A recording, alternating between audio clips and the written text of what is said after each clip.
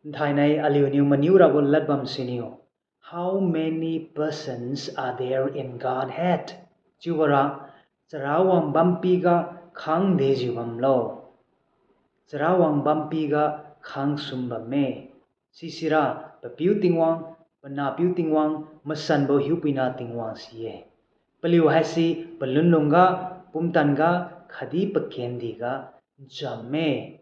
Aliu new kraiba John mengyu go chanya ga kenda chai haiga jangdin sumbame.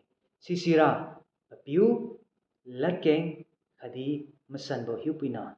Tu sigasu Matthew makait sagu Chris ki waliu ne kenda sai sijeng new pabam hi naga naliu new taluju zat hi na tu khomai pithu khaijiu papiu pana Masanbo hupina jangasu taduim pum khai lo.